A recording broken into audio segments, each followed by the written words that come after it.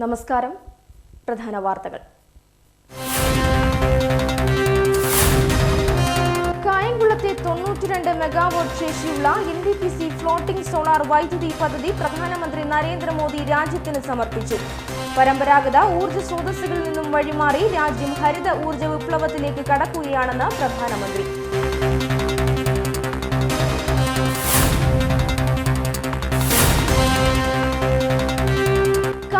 നഗരസഭ ഓഫീസ് കെട്ടിടത്തിന്റെ മേൽക്കൂരയുടെ അടിയിലെ കോൺക്രീറ്റ് പാളി പൊളിഞ്ഞു വീണു. കോൺക്രീറ്റ് പാളി നിലം പൊത്തിയത് റവന്യൂ വിഭാഗത്തിൽ.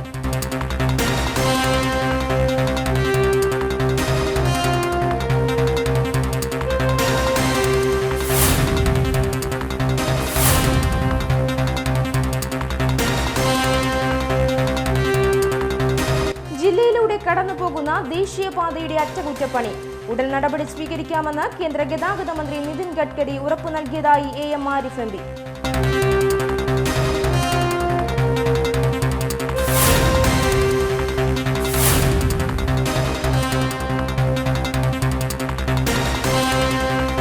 ആത്മബോധോദയ സംഘം സ്ഥാപകൻ ശുഭാനന്ദ ഗുരുദേവന്റെ 72ാമത് സമാധി ദിനാചരണ പരിപാടികൾക്ക് തുടക്കം. ചടങ്ങുകൾ സെപ്റ്റംബർ 7 വരെ.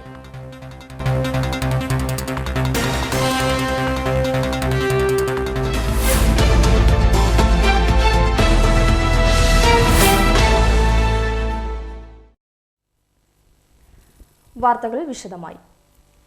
NTPCയുടെ കായംകുളത്തെ 92 മെഗാവാട്ട് ശേഷിയുള്ള ഫ്ലോട്ടിംഗ് സോളാർ വൈദ്യുതി പദ്ധതി പ്രധാനമന്ത്രി നരേന്ദ്രമോദി രാഷ്ട്രത്തിന് സമർപ്പിച്ചു.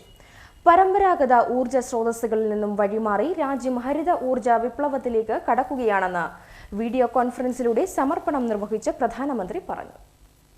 NTPCയുടെ കായംകുളത്തെ 92 മെഗാവാട്ട് ശേഷിയുള്ള ഫ്ലോട്ടിംഗ് സോളാർ വൈദ്യുതി പദ്ധതി പ്രധാനമന്ത്രി നരേന്ദ്രമോദി രാജ്യത്തിന് സമർപ്പിച്ചു. പരമ്പരാഗത ഊർജ്ജ സ്രോതസ്സുകളിൽ നിന്നും വഴിമാറി രാജ്യം ഹരിത ഊർജ്ജ വിപ്ലവത്തിലേക്ക് കടക്കുകയാണെന്ന് വീഡിയോ കോൺഫറൻസിലൂടെ സമർപ്പണം നിർവഹിച്ച പ്രധാനമന്ത്രി പറഞ്ഞു. ഗുജറാത്ത് नेचुरल गैस में ग्रीन हाइड्रोजन की ब्लेंडिंग का भी प्रोजेक्ट शुरू हुआ. अभी तक हमने पेट्रोल और हवाई ईंधन में इथेनॉल की ब्लेंडिंग की है. अब हम पाइप नेचुरल गैस में ग्रीन हाइड्रोजन ब्लेंड करने की तरफ बढ़ रहे हैं. इससे नेचुरल गैस के लिए विदेशी निर्भरता में कमी आएगी और जो पैसा विदेश जाता है वो भी देश के ही काम आए. साथियों, 8 साल पहले देश के पावर सेक्टर की क्या स्थिति थी, ये इस कार्यक्रम में बैठे सभी दिग्गज साथियों को पता.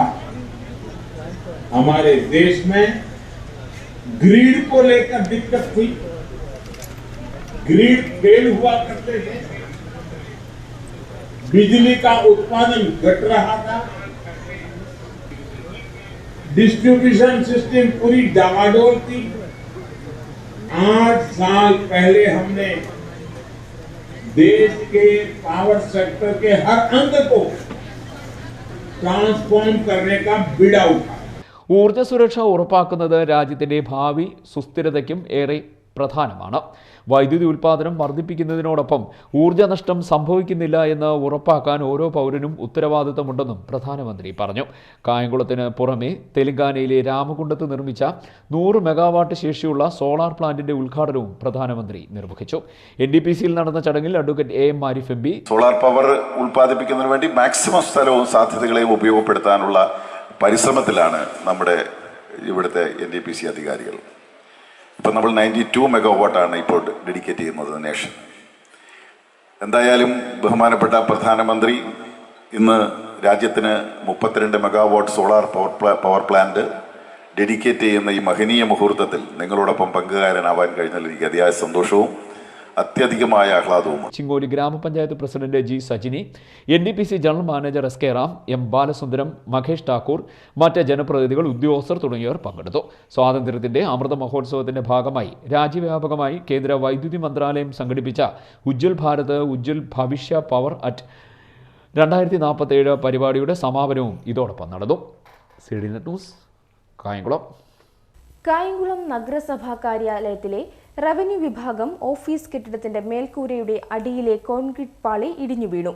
ഓഫീസിന്റെ മുൻവശം അടുത്തയിടെ കോടി രൂപ മുടക്കി നവീകരിച്ചെങ്കിലും അകത്തെ ഓഫീസ് മുറികൾ പരിതാപകരമായ സ്ഥിതിയിലാണിപ്പോഴും. കായംകുളം നഗരസഭാ കാര്യാലയത്തിലെ റവന്യൂ വിഭാഗം ഓഫീസ് കെട്ടിടത്തിന്റെ മേൽക്കൂരയുടെ അടിയിലെ കോൺക്രീറ്റ് പാളി ഇടിഞ്ഞു വീണു. ശനിയാഴ്ച രാവിലെ 10 മണിയോടെയായിരുന്നു സംഭവം. ജീവനക്കാർ ഫയൽ എടുക്കാനായി മറ്റൊരു ഭാഗത്തേക്ക് പോയതിനാൽ വൻ അപകടം ഒഴിവായി. കോൺക്രീറ്റ് പാളി വീഴുന്ന സമയം വിവിധ കാര്യങ്ങൾക്കായെത്തിയ ജനങ്ങളും ഓഫീസിനുള്ളിലുണ്ടായിരുന്നു. ഇതിപ്പോൾ ഒരാളുടെ പൈസ അടയ്ക്കാൻ വേണ്ടി ഇവിടെ വന്ന് നിൽക്കുമ്പോഴും വേളിയിൽ എന്തോ ഒന്ന് ഉരുട്ട് താഴെ വീഴുന്നതായിട്ട് ശബ്ദം കേട്ട് കുറച്ച് കഴിഞ്ഞ് അത് ചെയ്ത് നോക്കുമ്പോൾ ഒരു വേളിയിൽ നിന്നുള്ള കോൺക്രീറ്റ് ഇടിഞ്ഞ് വീണിട്ട് കരിങ്കല്ലിങ്ങനെ കൂർമ്പിച്ചിരിക്കുക. ഒരാളിൻ്റെ അതിൻ്റെ താഴെ ഒരു കസേരയും കിടപ്പുണ്ട്. ആ കസേര ആ സമയത്ത് ആരും ഇല്ല. ഉണ്ടായിരുന്നെങ്കിൽ ആളുടെ തലയിൽ വീണ വലിയ അപകടമായിരുന്നു. അതുപോലെ അതിൻ്റെ പല ഭാഗങ്ങളും വെറിച്ച് കയറിയിരിക്കുകയാണ്. കട്ടളയൊക്കെ ഇടിച്ച് പൊടിഞ്ഞിരിക്കുകയാണ്. ഇത് ഫ്രണ്ട് കാണുമ്പോൾ ഒരു കുഴപ്പമില്ല. അകത്തോട്ട് കയറി നോക്കുമ്പോൾ ആകെപ്പാട് പ്രശ്നങ്ങളാണ്. ഈ ഇരിക്കുന്ന ഉദ്യോഗസ്ഥന്മാർ ആർക്കാണ് അവർ സമാനം പറയുന്ന ആരാ? അവർക്ക് വേണ്ടി ഉത്തരവാദിത്വം ആർക്കാണുള്ളത്? കഴിഞ്ഞ ആഴ്ചയും സമാനമായ രീതിയിൽ കോൺക്രീറ്റ് പാളി ഇടിഞ്ഞു വീണിരുന്നു. 2 പ്രാവശ്യമായി ഇടിഞ്ഞു വീണ കോൺക്രീറ്റ് പാളിയുടെ ബാക്കി ഭാഗവും ഏത് നിമിഷവും താഴെ വീഴാവുന്ന അവസ്ഥയിലാണ്. കോൺക്രീറ്റ് പലയിടത്തും വിണ്ടുകീറിയ നിലയിലുമാണ്. ഏതാണ്ട് 60 വർഷത്തെയെങ്കിലും പഴക്കമുള്ള കെട്ടിടത്തിലാണ് കായംകുളം നഗരസഭാ ഓഫീസ് പ്രവർത്തിക്കുന്നത്. കാലപ്പഴക്കത്താലും യഥാസമയം നവീകരണം നടത്താത്തതിനാലും കെട്ടിട സമുച്ചയം പൊതുവിൽ അതീവ ശോച്യാവസ്ഥയിലാണ്. ഈർപ്പം പിടിക്കുന്ന ഭിത്തികളും ചോർന്നൊലിക്കുന്ന മേൽക്കൂരകളുമൊക്കെയുള്ള കെട്ടിടം അനാസ്ഥയുടെ നിർമ്മിതി രൂപം കൂടിയാണ്. ഓഫീസിന്റെ മുൻവശം അടുത്തയിടെ കോടി രൂപ മുടക്കി നവീകരിച്ചെങ്കിലും അകത്തെ ഓഫീസ് മുറികൾ പരിതാപകരമായ അവസ്ഥയിലാണ് ഇപ്പോഴും. CDN news, Kayamkulam. All Kerala bank employees union Kayamkulam town committee യോഗം സംസ്ഥാന വൈസ് ചെയർമാൻ അനന്തകൃഷ്ണൻ ഉദ്ഘാടനം ചെയ്തു. ജില്ലാ ജനറൽ സെക്രട്ടറി പ്രമോദ് അധ്യക്ഷത വഹിച്ചു. All Kerala bank employees union Kayamkulam town committee യോഗം സംസ്ഥാന വൈസ് ചെയർമാൻ അനന്തകൃഷ്ണൻ ഉദ്ഘാടനം ചെയ്തു. അമിത്ഷായുടെയും നിർമ്മലാ സീതാരാമന്റെയൊക്കെ ഛായാസൽക്കാര വേളകളിൽ നാളെ എന്ത് ഈ രാജ്യത്ത് പൊതുമേഖലാ സ്ഥാപനം വിൽക്കണം, അതിന് എന്ത് നമുക്ക് കമ്മീഷൻ കിട്ടും എന്നുള്ള ചിന്താഗതിയോടുകൂടി മാത്രം ഈ രാജ്യം ഭരിക്കുന്ന ഒരു ഭരണവർഗം ഇവിടെ നിലനിൽക്കുമ്പോൾ മുൻകാലങ്ങളിൽ ഇവിടെ ഒരു മാറ്റം വേണമെങ്കിൽ ലോകസഭയിലും രാജ്യസഭയിലും ഇരുസഭകളിലും ചർച്ചകൾ നടന്ന് വോട്ടെടുപ്പ് നടത്ത് അതിനൊരു ഉപസമിതി വെച്ച് അത് പഠിച്ചതിന് ശേഷം ഒരു തീരുമാനമെടുക്കുമെങ്കിൽ ഇന്ന് അതെല്ലാം മാറി നമ്മുടെ സ്വന്തക്കാരായ ചാർച്ചക്കാരായ ആർക്ക് ഏത് സ്ഥാപനം ഈ രാജ്യം തന്നെ എഴുതി കൊടുത്താലും നമുക്ക് എന്ത് കമ്മീഷൻ കിട്ടും എന്ന് മാത്രം ചിന്തിക്കുന്ന ഒരു നേതാക്കന്മാരും ഒരു ഭരണവർഗമാണ് ഇവിടെ നിൽക്കുന്നത്. ജില്ലാ ജനറൽ സെക്രട്ടറി പ്രമോദ് അധ്യക്ഷത വഹിച്ചു. കാനറ ബാങ്ക് യൂണിയൻ സംസ്ഥാന സെക്രട്ടറി Harilal, all India bank union നേതാക്കന്മാരായ അജി ആർ നൈനാൻ, ബിനു സലീം, രാജേഷ്, ജ്യോതിഷ് കുമാർ എന്നിവർ സംസാരിച്ചു. CDN news, Kayamkulam. Kandalloor farmers service സഹകരണ ബാങ്ക് 1410ന്റെ ആഭിമുഖ്യത്തിൽ വിദ്യാർത്ഥികൾക്ക് നൽകി വരാറുള്ള പഠനോപകരണ വിതരണം നടത്തി. Madampil government UPS, Pullukulangara LPS, Mukundavilasam LPS എന്നീ സ്കൂളിലെ വിദ്യാർത്ഥികൾക്കാണ് പഠനോപകരണങ്ങൾ നൽകിയത്. കണ്ടല്ലൂർ ഫാർമേഴ്സ് സർവീസ് സഹകരണ ബാങ്ക് 1410ന്റെ ആഭിമുഖ്യത്തിൽ പഠനോപകരണ വിതരണം നടത്തി. Madampil government UPS, Pullukulangara LPS, Mukundavilasam LPS എന്നീ സ്കൂളുകളിലെ വിദ്യാർത്ഥികൾക്കാണ് പഠനോപകരണങ്ങൾ വിതരണം ചെയ്തത്. ബാങ്ക് പ്രസിഡന്റ് ബിജു ഈരിക്കൽ ഉദ്ഘാടനം നിർവഹിച്ചു. ഏറ്റവും കൂടുതൽ ആലപ്പുഴ ജില്ലയിൽ കാർഷിക വായ്പ ഏറ്റവും കൂടുതൽ കൊടുത്തിരിക്കുന്നത് നമ്മുടെ ബാങ്കാണ്. നമ്മുടെ ജില്ലയിൽ ഒട്ടനവധി ബാങ്കുകളുണ്ടെങ്കിൽ, കോപ്പറേറ്റീവ് ബാങ്കുകളുണ്ടെങ്കിൽ പോലും ഏറ്റവും കൂടുതൽ കാർഷിക വായ്പ കൊടുത്തിരിക്കുന്നത് നമ്മുടെ ബാങ്കാണ്. അങ്ങനെ ആലപ്പുഴ ജില്ലയിലെ മികച്ച പ്രവർത്തനം കാഴ്ചവെക്കുന്ന നമ്മുടെ ബാങ്ക് 40 വർഷക്കാലം മുമ്പ് നമ്മുടെ ബാങ്കിന്റെ ഭരണാധികാരികൾ പൊതുയോഗത്തിൽ ഒരു വ്യവസ്ഥാപിതമായ രീതിയിൽ പ്രവർത്തിക്കുന്ന ഒരു സ്ഥാപനമാണ്. അതായത് നമ്മുടെ ബാങ്കിന്റെ എന്ത് പരിപാടി നടത്തണമെങ്കിൽ അത് പൊതുയോഗത്തിന്റെ അംഗീകാരം വേണം.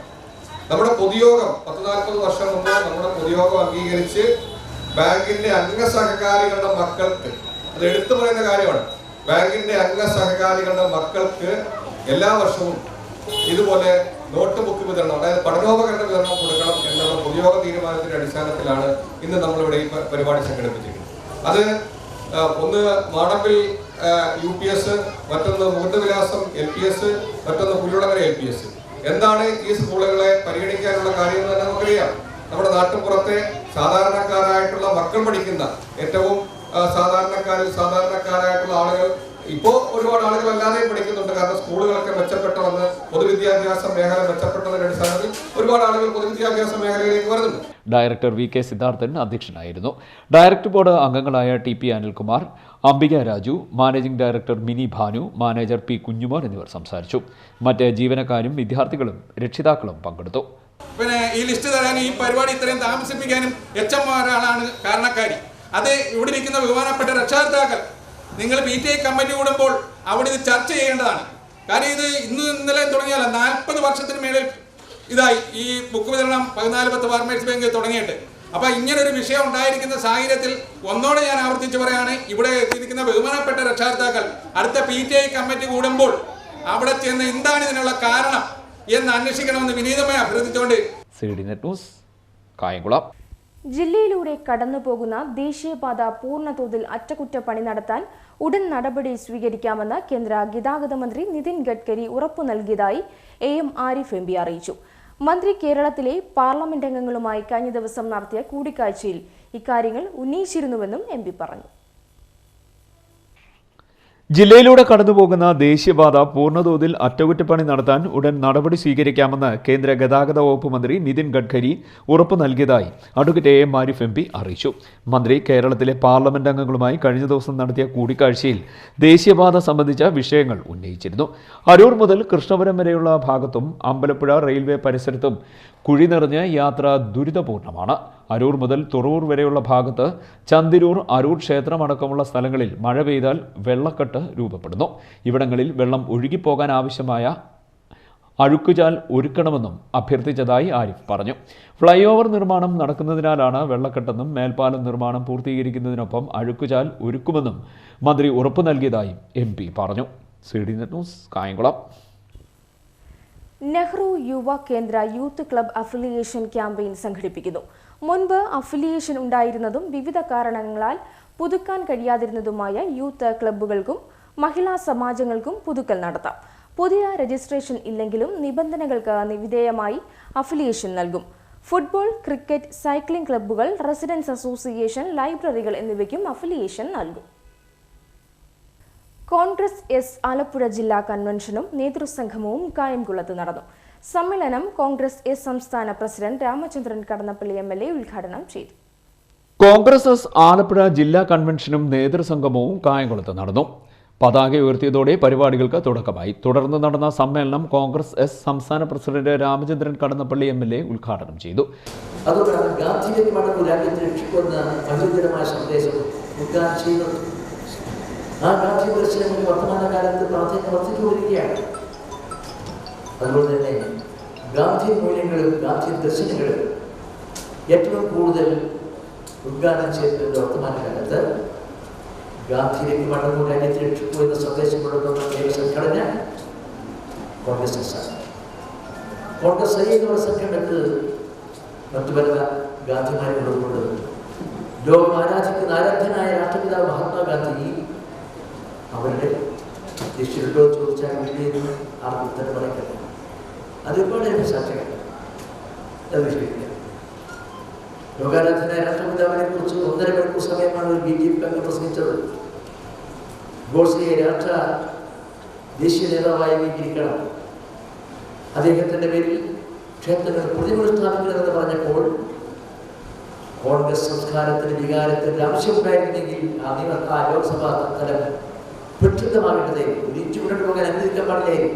ജില്ലാ പ്രസിഡന്റ് I ഷിഹാബുദ്ദീൻ അധ്യക്ഷത വഹിച്ചു. ജില്ലാ general secretary M Ramachandran Nair സ്വാഗതവും കായംകുളം നിയോജകമണ്ഡലം പ്രസിഡന്റ് I ഷാജഹാൻ നന്ദിയും പറഞ്ഞു. നേതാക്കളായ VK Manoharan master, CR Valsan, EPR Veshala master, U Babu Gopinath, Uzhamalakkal Venugopal തുടങ്ങിയവർ സംസാരിച്ചു. CDNet news Kayamkulam. ആത്മബോധോദയ സംഘം സ്ഥാപകൻ ശുഭാനന്ദ ഗുരുദേവന്റെ 72ാമത് സമാധി ദിനാചരണവും തീരാസ്തുതിയും 41 ദിനാചരണ ചടങ്ങുകൾക്കും മഹാസമാധി സന്നിധാനത്തിൽ ആരംഭിച്ചു.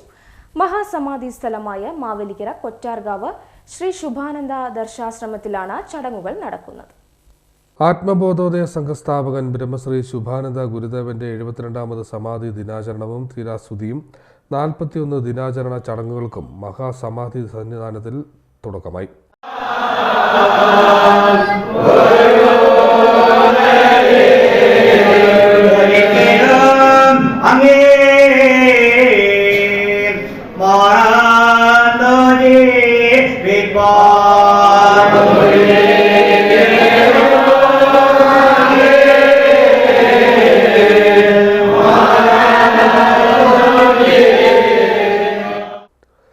മഹാസമാധി സ്ഥലമായ മാവേലിക്കര കൊറ്റാർക്കാവ് ശ്രീ ശുഭാനന്ദ ആദർശാശ്രമത്തിലാണ് ചടങ്ങുകൾ നടക്കുന്നത്.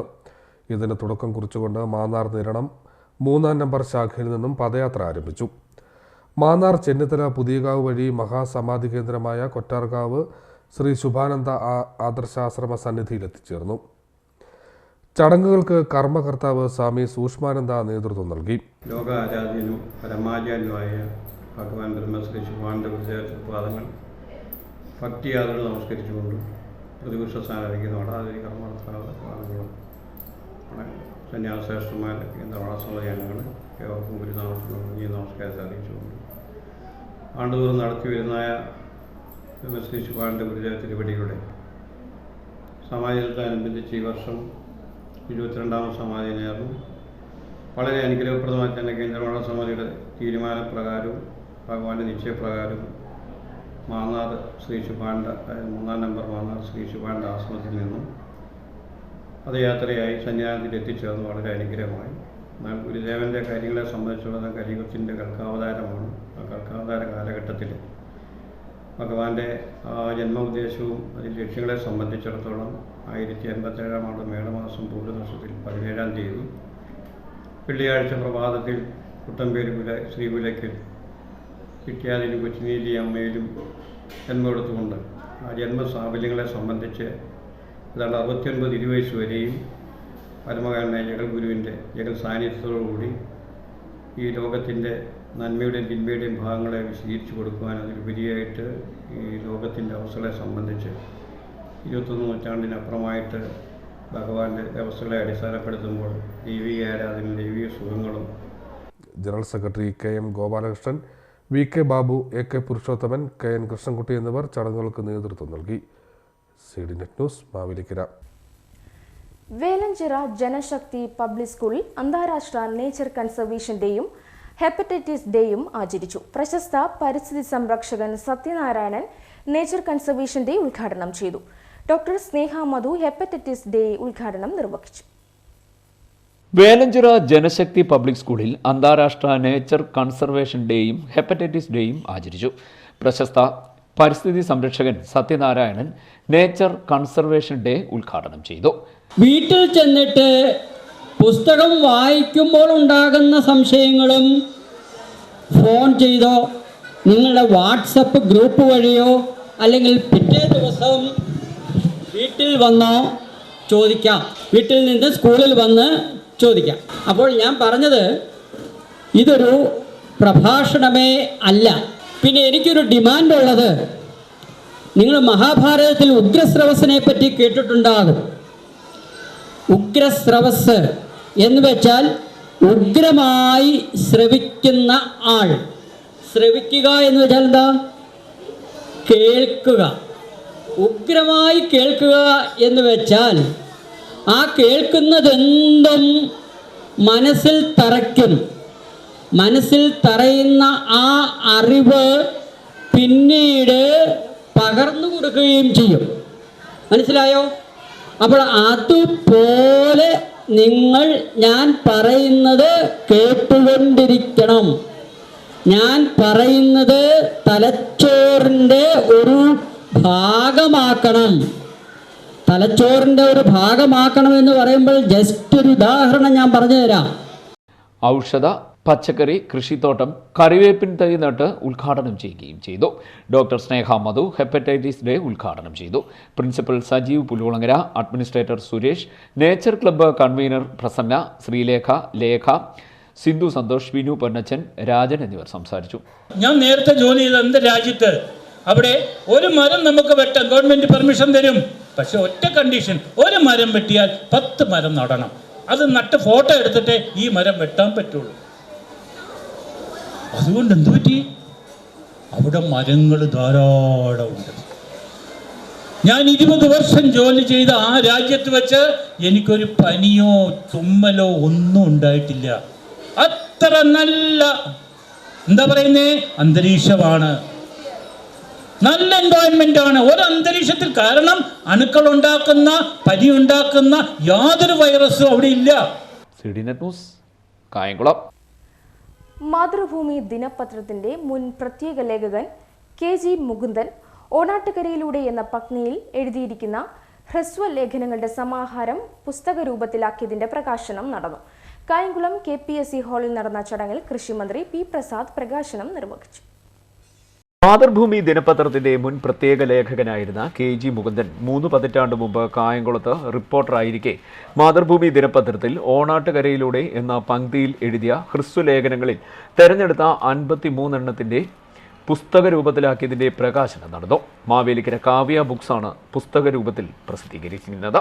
1991 ഫെബ്രുവരി മുതൽ 93 ഡിസംബർ വരെ ഉള്ള എല്ലാ ഞായറാഴ്ചകളിലും മാതൃഭൂമി ദിനപത്രത്തിൽ ഞായറാഴ്ച കോളമായി എഴുതിയിരുന്ന ഓണാട്ടുകരയിലൂടെ എന്ന പങ്ക്തിയുടെ തിരഞ്ഞെടുത്ത 53 ഹ്രസ്വക്കുറിപ്പുകളുടെ സമാഹാരമാണ് ഈ ഓണാട്ടുകരയിലൂടെ എന്ന പുസ്തകം. പത്രപ്രവർത്തകനായിട്ട് മാതൃഭൂമിയിൽ 84 ജോലിയിൽ കയറിയ ഞാൻ 91 കായംകുളത്ത് റിപ്പോർട്ടറായി എത്തുകയും കായംകുളത്തെ എല്ലാ പ്രവർത്തനങ്ങളിലും ഒരു മാധ്യമ പ്രവർത്തകൻ്റെ എല്ലാ ഉത്തരവാദിത്തത്തോടും കൂടി പ്രവർത്തിക്കുകയും ചെയ്തപ്പോൾ അന്ന് കണ്ട വിഷയങ്ങൾ അടിസ്ഥാനമാക്കി ഓരോ ആഴ്ചയിലും എഴുതിയ ആഴ്ചക്കോളമാണ് ഈ പുസ്തകത്തിൻ്റെ രൂപത്തിൽ ഇന്നിറങ്ങുന്നത്.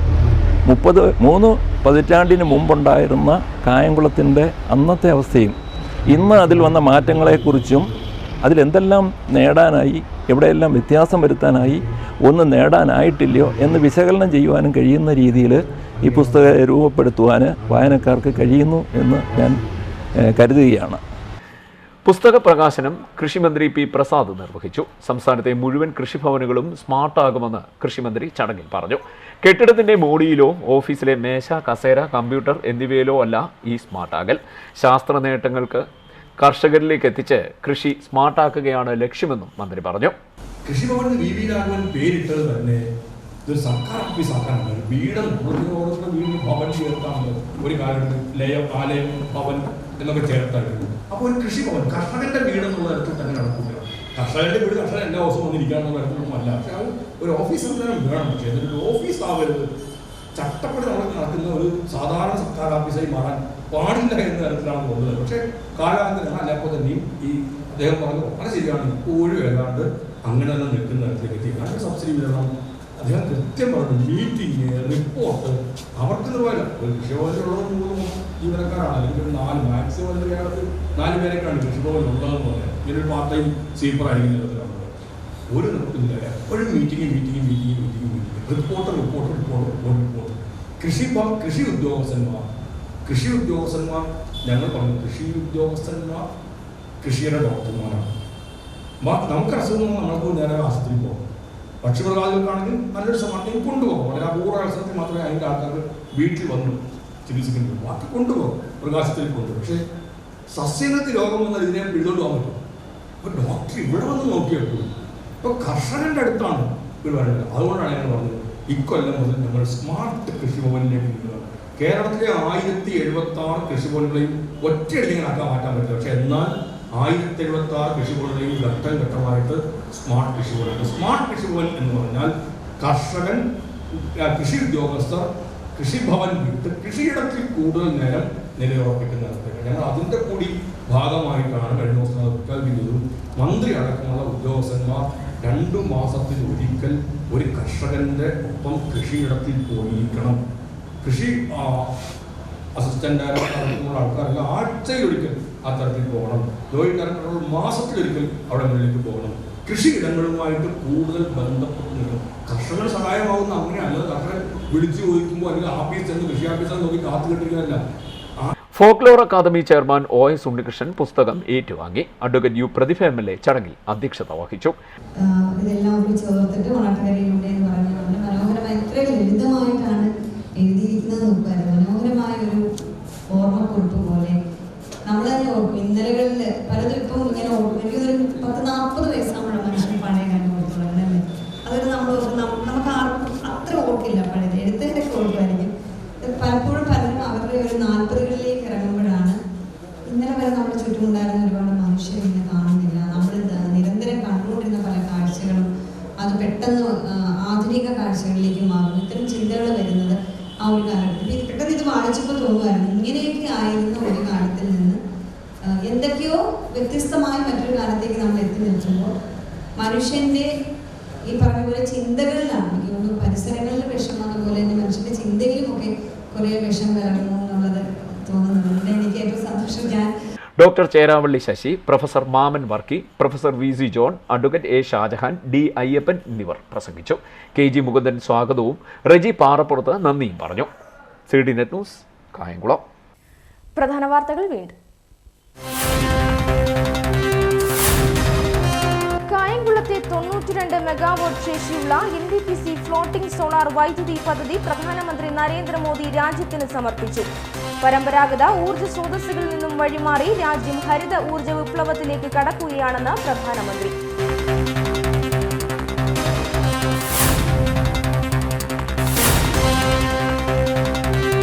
കായംകുളം നഗരസഭ ഓഫീസ് കെട്ടിടത്തിന്റെ മേൽക്കൂരയുടെ അടിയിലെ കോൺക്രീറ്റ് പാളി പൊളിഞ്ഞു വീണു. കോൺക്രീറ്റ് പാളി നിലം പൊത്തിയത് റവന്യൂ വിഭാഗത്തിൽ.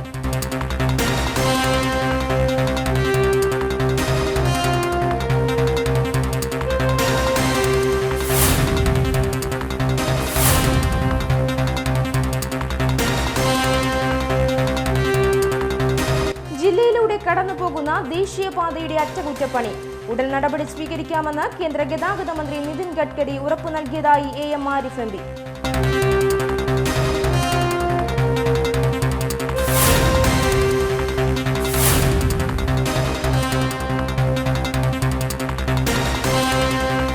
ആത്മബോധോദയ സംഘം സ്ഥാപകൻ ശുഭാനന്ദ ഗുരുദേവന്റെ 72ാമത് സമാധി ദിനാചരണ പരിപാടികൾക്ക് തുടക്കം. ചടങ്ങുകൾ സെപ്റ്റംബർ 7 വരെ.